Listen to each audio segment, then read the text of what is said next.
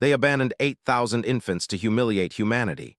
Decades later, we answered in the year 2100, humanity found itself at the crossroads of a new age. After decades of war, famine, and suffering, the Earth had begun its recovery. The scars of conflict still lingered in the hearts of the survivors, but there was hope. Humans had reclaimed their place in the galaxy, having survived what was thought impossible. Yet one dark memory haunted the people of Earth, a dark event that would continue to shape their future. It began with the Xantari, a race of cruel and calculating aliens. For years, the Xantari had waged war against humanity, their ships vast and their weapons more advanced than anything humans had ever known. But what made the Xantari truly dangerous was not just their military might. It was their ability to strike at the heart of a civilization, to break its spirit in ways that no weapon ever could. The Xantari had won many battles, but they had never broken humanity's will.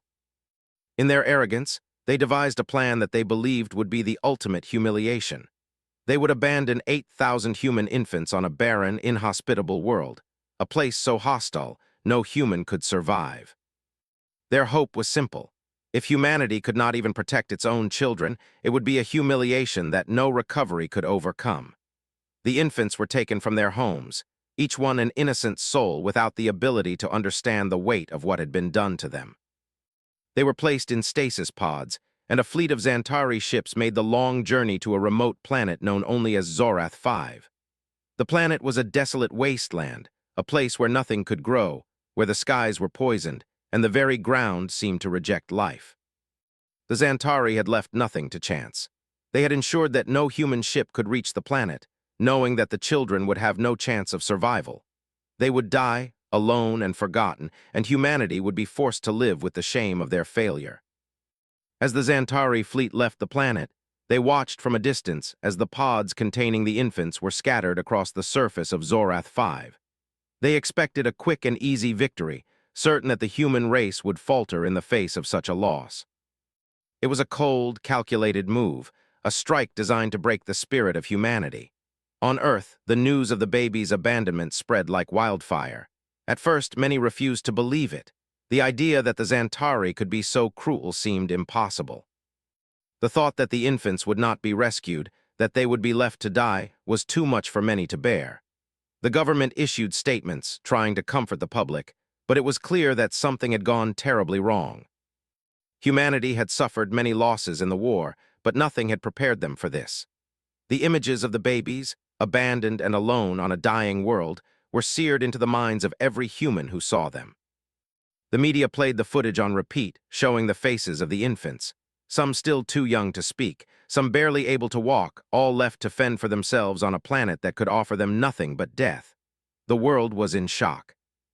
The people of Earth, who had fought so hard to stay alive, now faced the bitter reality that they had failed in the most fundamental way. How could they defend themselves against an enemy that would stoop to such lows?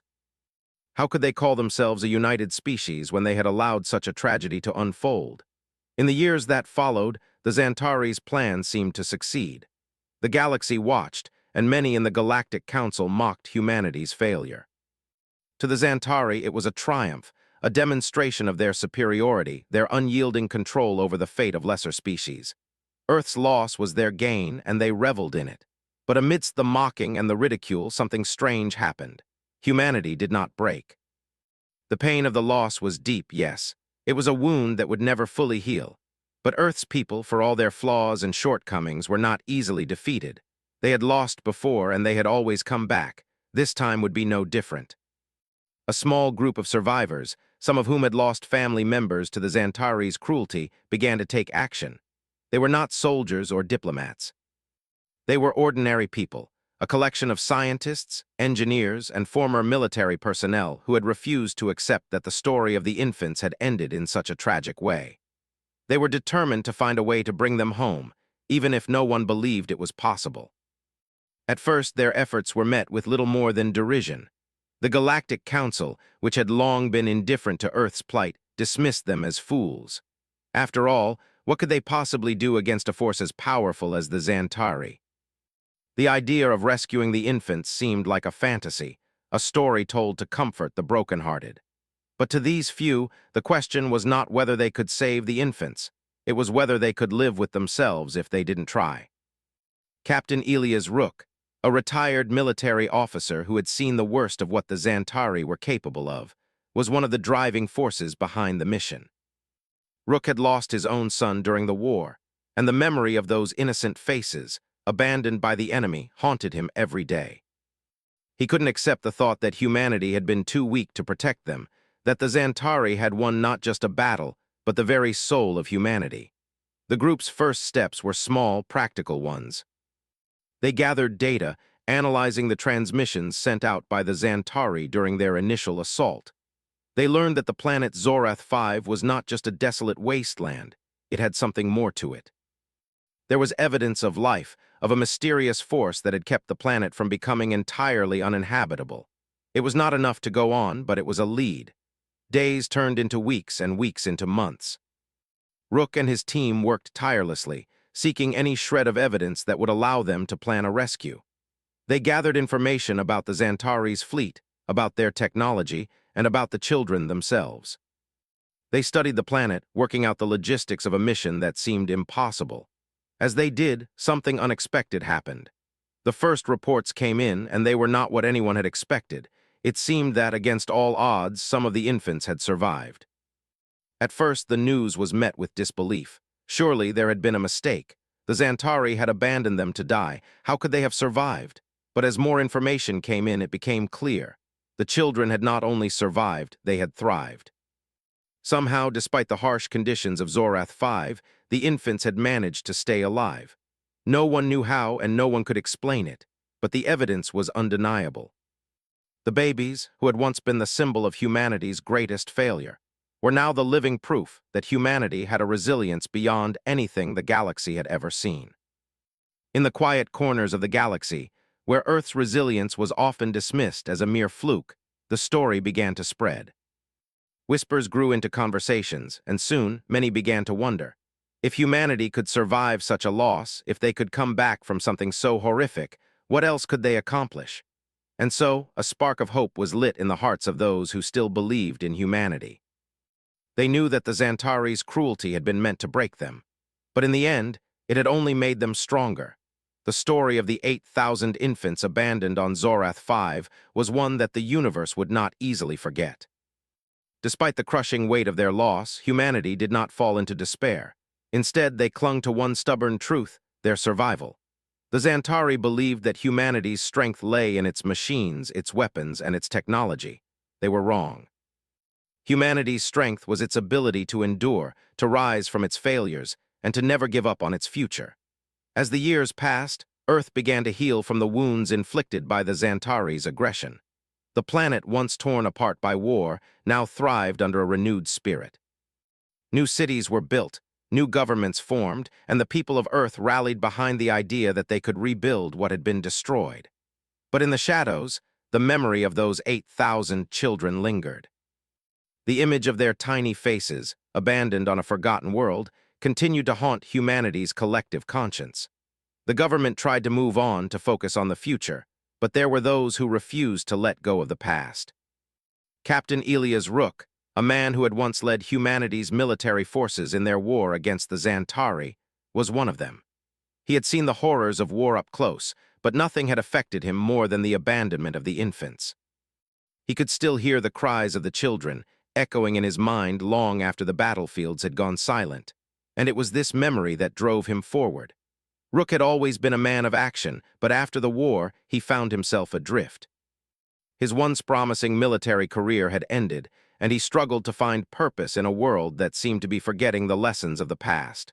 But then, one night, he received a message, a transmission so faint it almost seemed like a dream. It was a report from a small group of scientists working on the outskirts of known space, near the borders of the Xantari Empire. They had stumbled upon something unexpected. For years, they had been studying the remnants of the Xantari's war efforts, trying to learn more about their technology. But what they had discovered was far more astonishing than anything they could have imagined. There was evidence that the 8,000 infants had survived. At first, Rook could hardly believe it. The Xantari had left them on Zorath 5, a planet so hostile that even the most advanced species could not survive there. How could a group of babies left alone with no resources manage to stay alive? It didn't make sense. But the more Rook read, the more the pieces began to fall into place. The reports were clear. Something had changed on Zorath 5. The planet, once considered a barren wasteland, now seemed to be home to a thriving human population. The children, it seemed, had not only survived, but had thrived. For years, the galaxy had written off Earth as weak, as a species that could never rise above its mistakes. But this discovery was proof that humanity was not as fragile as they had been led to believe. The children had found a way to survive in the harshest of conditions, to adapt and thrive in a world that had been designed to break them. And Rook knew that if they could survive there, then they could survive anywhere. The government, however, was not so eager to believe. Most officials dismissed the reports as nothing more than wild speculation. The idea that a group of human infants could survive on such a hostile world seemed impossible. And yet, as more information came in, it became harder to ignore. The children had grown into young adults, and they had developed abilities that no one had anticipated. They had learned to survive, to adapt, and to fight back against the forces that sought to destroy them. Rook was not one to sit idly by while others debated. He gathered a small team of trusted individuals, scientists, former military officers, and engineers, and set to work on a plan to investigate further. They would need to gather more data to confirm the existence of the survivors and understand how they had managed to thrive on Zorath 5. But Rook's instincts told him one thing for sure: the Xantari had underestimated humanity. It wasn't long before they discovered something even more astonishing. The survivors on Zorath 5 had not been entirely alone. Over the years, they had forged alliances with other alien races, some of which had once been enemies of humanity. These aliens had recognized something in the children, something that made them different from the other races in the galaxy. The human survivors had become a symbol of resilience, a beacon of hope for those who had been oppressed by the Xantari and other powerful species. Rook's team quickly realized that they were not just dealing with a group of survivors. They were dealing with a force that had the potential to change the balance of power in the galaxy. The children of Zorath 5 had not only survived, they had flourished. They had built their own society, developed their own technologies, and established a new world order that was based on the principles of unity, strength, and survival. But this discovery brought with it new dangers. The Xantari were not oblivious to the growing power of the humans on Zorath 5. They had already shown how far they were willing to go to crush humanity's spirit. And now, with the survivors becoming a growing force in the galaxy, the Xantari saw their own power slipping away. They would stop at nothing to ensure that humanity remained subjugated, that the survivors on Zorath 5 remained hidden and isolated. As the news spread, many in the galaxy began to take notice. The discovery of the survivors was not just a matter of human pride, it was a political game-changer. The Galactic Council, which had long dismissed Earth and its people as irrelevant, now found themselves questioning their stance. The power dynamics in the galaxy were shifting, and no one knew what the future held. Meanwhile, Rook and his team continued their work. They began to piece together the story of the survivors, learning about their society, their technologies, and the alien races that had come to their aid. It was a story of perseverance, of survival against all odds, and of a future that no one had seen coming. But there was still one question that lingered in the back of Rook's mind. Why hadn't the survivors made contact with Earth sooner? Why had they remained hidden for so long? As Rook dug deeper, he realized that the survivors on Zorath 5 had their own reasons for staying in the shadows. They had built a society that was self-sustaining, one that was free from the influence of the galactic powers that had once sought to control them. They had no intention of returning to Earth, not yet at least. But Rook wasn't ready to give up. He knew that the time would come when the survivors would have to return. Humanity had always been about more than survival. It was about the will to fight back, to take what was lost and make it whole again. The children of Zorath 5 had proven that they were capable of far more than anyone had given them credit for. And now, it was time for the rest of the galaxy to see that. The Xantari had abandoned them, but humanity would not abandon its own. It was time to answer the call. The truth about the survivors on Zorath 5 had been slowly but surely making its way through the galaxy, and it was clear that the revelations were shaking the established order. The Xantari, once thought to be the dominant force in the galaxy, were now facing an unexpected challenge. The children they had abandoned had survived and thrived. This was a development no one could have predicted, and it was stirring a deep sense of unease among many of the galaxy's powers. While the Galactic Council debated whether humanity was a threat, Rook and his team worked tirelessly to build a plan. The most important part of that plan was a simple truth. Humanity, despite all the odds, had the potential to rise stronger than ever. The survivors on Zorath 5 weren't just symbols of hope. They were a living testament to humanity's resilience, determination, and ability to adapt in the harshest of circumstances. Rook sat in the command center, staring at the holographic display that mapped out Zorath 5. The images showed towering cities built from the planet's strange, alien flora, cities that were as advanced as any found in the galaxy. The survivors had not only found a way to stay alive, but had built a thriving society. Rook couldn't help but feel a deep sense of pride for these children who had grown into remarkable adults. They had done the impossible just as humanity had always done, and now humanity had to act. "I'm not sure if the Council will ever approve this," said Dr. Lee Manning, one of Rook's most trusted allies. She was a brilliant scientist who had been working with Rook since the early days of their investigation. "They still believe that this is some kind of fluke. No one wants to risk destabilizing the balance of power in the galaxy." Rook knew the Council wouldn't act quickly, but that didn't matter. He wasn't interested in their approval. The survival of the infants had already proven that humanity could overcome anything. Now, it was time to show the galaxy what humanity could truly do. "The Council can take its time," Rook said, his voice steady. "But we don't have that luxury. We have to act before the Xantari do something to erase the evidence of these survivors." Manning nodded, understanding the urgency in Rook's words. The Xantari were not the type of species to allow a threat to their dominance to linger. The longer humanity waited, the greater the chance that the Xantari would try to eliminate the survivors on Zorath 5 to cover up the evidence of their failure. Rook had a plan, but it would require a level of coordination and secrecy that was unprecedented. He needed to assemble a team, one that could travel to Zorath 5 and make contact with the survivors without alerting the Xantari or the Galactic Council. He couldn't afford to make mistakes. The mission would not be easy. Zorath 5 was located on the fringes of the known galaxy, far from any of the established trade routes. It was a world where the environment itself was hostile, and it had been abandoned by every species who had once considered it a potential colony. But it was also a world where survival had sparked something truly remarkable, a new society, a new hope for humanity. And it was this hope that Rook and his team had to protect. "We need to move fast," Rook said, his mind already working through the logistics of the mission. "We'll take a small fleet, just enough to get in and out without drawing attention. We'll need to contact the survivors, find out who's in charge, and figure out what they need. This can't be about conquering or dominating Zorath 5.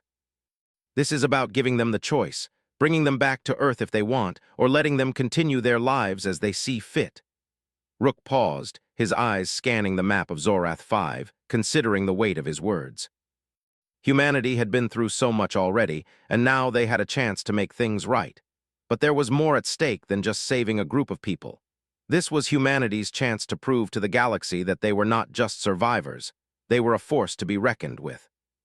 Manning broke the silence. "Do you think they'll want to come back after all these years?" Rook hesitated. He hadn't allowed himself to think about that yet. The survivors had spent decades building a new life for themselves. Would they want to leave everything behind?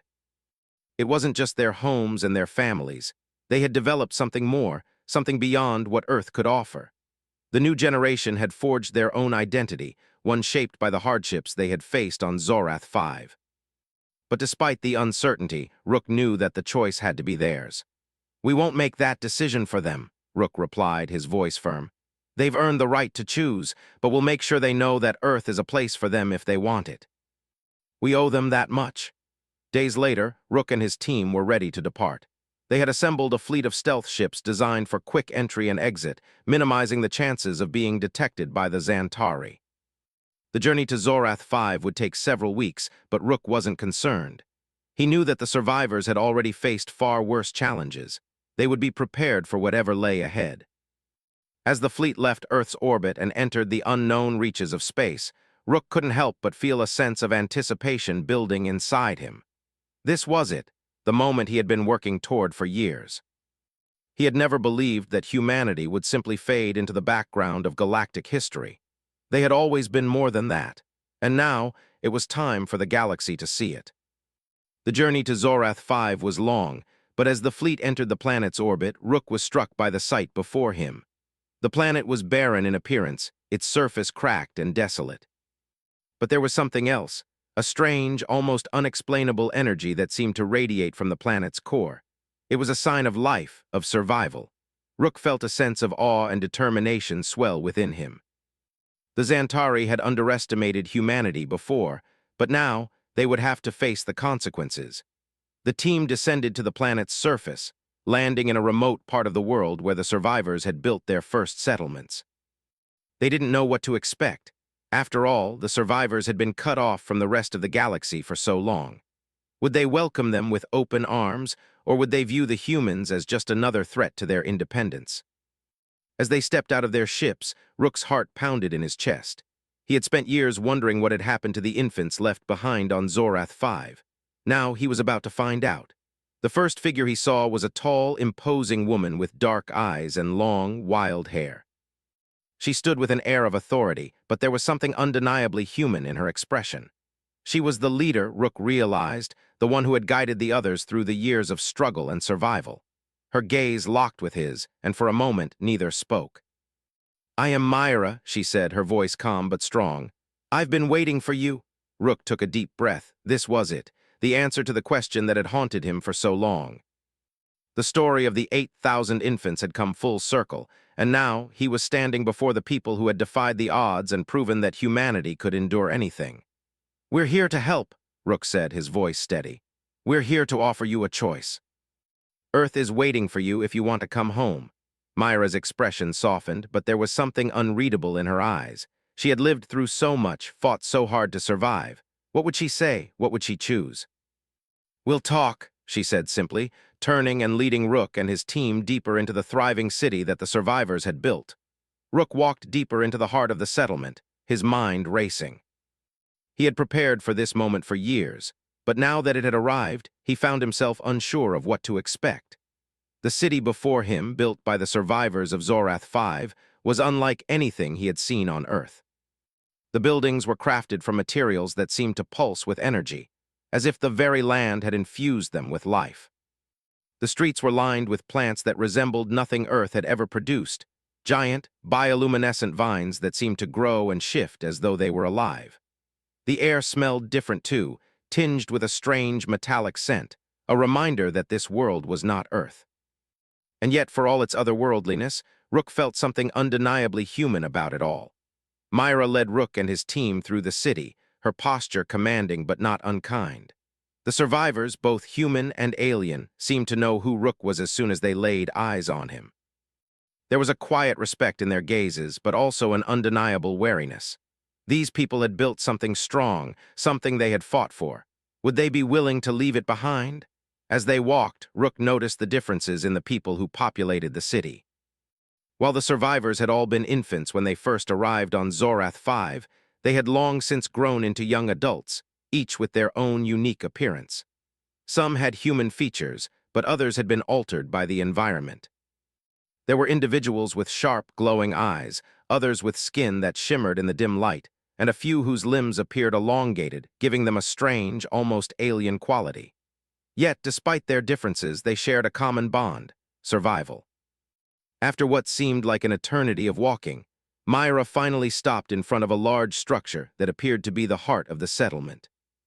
It was a towering building made of the same strange materials as the rest of the city, its surface covered in glowing patterns that seemed to shift as Rook looked at them. Inside, the air was cooler, and the walls hummed with a low, resonant vibration. It felt like the building itself was alive. "This is where we make our decisions," Myra said, leading Rook and his team into a circular room. In the center of the room was a raised platform upon which several people were already gathered. They were the leaders of the survivors, each one distinct in their appearance but united in their posture and focus. They turned to Rook as he entered, their expressions unreadable. Myra motioned for him to sit, and Rook complied, his heart pounding in his chest. He had come here with the hope of offering the survivors a choice, one that could change their lives. But as he looked around the room, he realized that the decision was not going to be as simple as he had hoped. These people had created something extraordinary, something they had fought for with every ounce of their being. Would they want to leave it behind? "We've heard your message, Captain," Myra said, her voice calm. "And we understand what you're offering us. But the choice is not as simple as you think." Rook nodded, his mind racing. "I know," he said. "I know this isn't easy. You've built something incredible here, but Earth is your home too. If you want to return, we're ready to help you rebuild. We can offer you a future there, a place where you won't have to live in the shadows anymore." Myra's gaze softened slightly, but her expression remained guarded. "You don't understand, Captain. We've spent years building this society. We've learned to survive in ways that no one thought possible. Zorath 5 has shaped us into something different. We've become more than just survivors. We've become a new people, a new identity." Rook swallowed, realizing that what he had been offering might not be what they wanted. They had spent decades crafting a life here, and now he was asking them to leave it all behind. He had thought that offering them a choice would be enough, but now, in the face of their determination, he wasn't so sure. "We didn't survive just to return to the past," Myra continued, her voice growing stronger. "We survived because we had no other choice. We adapted to this world, and in doing so, we became something more than just humans. We became part of this planet. The people here, human and alien alike, they see us as more than just the children of Earth. We are something different. We belong here." Rook's heart sank as he listened to Myra's words. He had come here with the hope of reuniting the survivors with Earth, but he hadn't considered that they might not want to return. They had spent so long carving out a place for themselves on Zorath 5. They had forged alliances with other species, built something unique from the ashes of their abandonment. How could he expect them to give all of that up? "I never meant to force you to choose between two worlds," Rook said quietly, "but I had to offer you the chance. The chance to come back to Earth to rebuild together. You deserve that." Myra was silent for a long moment, her eyes narrowing as she considered his words. Finally, she spoke again, her voice calm but firm. "We don't want to destroy what we've built," she said. "But we also know that there's more to the universe than just Zorath 5. We've been isolated for far too long. If we stay here, we will always be cut off from the rest of the galaxy. We will always be strangers, even to each other." Rook could feel the weight of her words. He knew she was right. The survivors had created something extraordinary, but they were also trapped on a planet that had once been their prison. The galaxy was vast, and there was so much more out there. Earth had always been their home, but now they had a choice. They could stay on Zorath 5, or they could join the rest of humanity in the greater galaxy. "What are you asking for then?" Rook asked, his voice steady. Myra looked him in the eye, her expression resolute. "We're not asking to go back to Earth, not yet. We're asking for a future, a place where we can be part of something greater. We want to explore the galaxy, to meet the other species that exist out there. We want to be free of the isolation we've lived in for so long. But we can't do that alone. We need your help to do that. And we need the galaxy to see that we are not just the children the Xantari abandoned. We are more than that." Rook nodded slowly. This was not the answer he had been expecting, but it was one he could respect. These survivors had grown into something more than he could have imagined. They didn't need to return to Earth to find meaning. They had already found it. But they were also ready to embrace the future, to become part of something larger than themselves. "I understand," Rook said. "You've earned that future, Myra, and we will help you get there, whatever it takes." Myra smiled, though there was a sadness in her eyes. "Thank you, Captain. We've all lost so much, but we're not broken. We never were." Rook's heart swelled with pride as he looked around the room at the survivors, the people who had defied the odds and built something extraordinary on a planet that was supposed to be their tomb. They were not broken. They had survived. And now they were ready to take their place in the galaxy, not as the abandoned children of Earth, but as a new force, one that would shape the future. As he looked back at Myra, Rook knew that this was only the beginning. The Xantari had abandoned these children, thinking they would be their undoing. but instead they had created something that would change the galaxy forever. "We're not going to let you down," Rook said, his voice firm. "Together, we'll show the galaxy what humanity is capable of."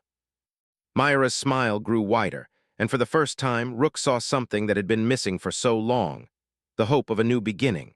The decision had been made, and now the galaxy would see the outcome of the choice that the survivors of Zorath 5 had made. It was a moment of both hope and uncertainty, a step into the unknown that held the promise of a future greater than what anyone had anticipated. Rook knew that the survivors on Zorath 5 had lived through unimaginable hardship, but now they had something they had never had before: a chance to shape their own destiny. The days following their decision were filled with preparations. The survivors had agreed to leave Zorath 5, but they were not abandoning it forever. The planet had been the cradle of their survival, a place where they had forged their identities, and they were not about to let it go without looking back. But now they would join the greater galaxy, a galaxy full of possibilities and dangers. They would no longer live in isolation, but they would carry with them the strength that had helped them survive. Rook and Myra worked closely together in the days that followed. There were negotiations to be made, logistics to plan, and a delicate balance to strike. The survivors needed to be integrated into the galaxy, but it couldn't happen overnight. Their people had lived for decades in the shadows, and now they were stepping into the light. They needed time to adjust, to find their place. As they traveled back toward the heart of the galaxy, Rook couldn't help but reflect on everything that had happened. He had come to Zorath 5 seeking the survivors, thinking they would be the ones to heal the wounds left by the Xantari. But now, as he watched them prepare to leave their home, he realized it wasn't just humanity that would benefit from this new beginning. It was the galaxy itself. The survivors weren't just a symbol of what humanity had lost. They were a beacon of what humanity could become. The survivors, once children abandoned by a ruthless enemy, were now a force to be reckoned with. Their society, built on the foundations of survival, had grown into something far more sophisticated. They had developed technologies that rivaled the best in the galaxy, and their understanding of the world around them had allowed them to thrive in ways no one had imagined. They had become something unique, something that could help the galaxy heal the deep scars left by years of war. Myra, standing beside Rook on the bridge of the ship, watched as Zorath 5 grew smaller in the distance. There was no sadness in her eyes, only determination. She had led her people through the darkest times, and now she was ready to lead them into the light. There was a fire in her that Rook had never seen before, and he realized that this was the leader they had been waiting for all along. "I've been thinking about what you said," Myra said, breaking the silence. Her voice was calm, but there was an intensity behind it. "About showing the galaxy what we can do. I've been looking at things differently, Captain. We're not just going to join the galaxy, we're going to change it. We've seen what happens when you underestimate humanity. The Xantari made that mistake. We won't let anyone make it again." Rook nodded, impressed by the strength in her words. "You're right," he said. "The Xantari thought they could break us, but we've learned from every hardship. We'll show the galaxy what humanity is capable of. But you're not alone in this. We'll be by your side every step of the way." The journey back to the core of the galaxy was long, but it gave Rook plenty of time to think about what was to come. He had always believed in humanity's potential, but now, seeing the survivors in action, he knew that humanity was capable of even more than he had imagined. The galaxy had underestimated them, and the time had come for humanity to prove them all wrong. As they neared the Galactic Council, Rook knew that the real challenge was just beginning. The Council had long dismissed Earth, and it was unlikely that they would welcome the survivors with open arms. The Xantari had long since tried to eliminate Earth's influence in the galaxy, and they would not take kindly to the idea that humanity had not only survived, but had now become a force in their own right. The Council's representatives were gathered in the grand hall of their station when Rook and the survivors arrived. The Council members, many of whom had never set foot on Earth, sat in their seats, their eyes narrow with suspicion. The humans who had arrived with Rook were a mixed group. Some of them were soldiers, some were scientists, and others were former diplomats. But they all had one thing in common: they had fought for Earth's survival. And now they were here to prove that Earth's people were more than just survivors. They were a new power in the galaxy. Myra stood beside Rook as they entered the hall, her posture straight and her eyes unwavering. The survivors had taken their place at the table, and there was no turning back now. The council members exchanged glances, clearly unsure of what to make of the humans standing before them. They had heard the rumors about Zorath 5, but they had not expected to see the survivors in person. The story of the abandoned children was a thing of the past, something that had long been written off as a lost cause. And yet here they were, standing tall and ready to claim their place in the galaxy. One of the council members, a tall, dark-skinned alien with piercing blue eyes, stood and addressed the room. "Captain Rook, you and your people are clearly determined. But this is a problem. The survivors of Zorath 5 are an anomaly, a relic of a time when humanity was not considered a serious power in the galaxy. You cannot simply expect the galaxy to welcome you with open arms." Rook stepped forward, his voice calm but firm. "We're not asking for your approval," he said. "We're not asking for your permission. We're here to show you who we are and what we can do. The Xantari thought they could break humanity. They thought they could leave us broken and defeated. But look at us now. The survivors of Zorath 5 have proven that humanity is more than just a species of survivors. We are a species of conquerors, of builders, of people who refuse to be forgotten. We've learned from our mistakes, and we've come back stronger than ever." Myra stepped forward beside Rook, her voice steady and filled with conviction. "We are not asking for your pity or your charity. We are asking for the opportunity to prove ourselves. We are asking for the chance to show the galaxy that we are not weak. We are not helpless. We are humanity, and we will no longer be ignored." The room was silent for a long moment. The council members exchanged glances, unsure of how to respond. Then, one by one, they began to nod. The power of the survivors was undeniable. They had done the impossible, and they were not asking for permission to move forward. They were demanding it. Finally, the tall council member who had spoken earlier stood again. "You may have your place in the galaxy," he said, his voice measured but acknowledging. "But know this, you are not above the rest of us. You will be watched. Your actions will determine how we proceed from here." Rook nodded, not in submission, but in acknowledgement. "We don't need your permission. We've earned our place, and we will prove it to you." As they left the council chamber, Rook could feel the weight of the moment settle in. The galaxy had seen humanity as weak, as fractured and helpless, but now they had seen what humanity was capable of. The survivors of Zorath 5 had proven that humanity could not be broken, not even by the greatest odds. And now, the galaxy would have to reckon with the strength and resilience of the human spirit. Myra turned to Rook, her eyes filled with a quiet sense of satisfaction. "We've done it," she said, her voice soft but strong. "We've shown them what we can do." Rook smiled, a sense of pride swelling in his chest. "No, this is just the beginning. We've only just started to show the galaxy what humanity is truly capable of." And as the survivors of Zorath 5 stepped into the future, Rook knew that this was only the beginning of a new era. The galaxy had underestimated humanity before, but now they would have to face the truth. Humanity was here to stay. And nothing, not even the Xantari, could stop them.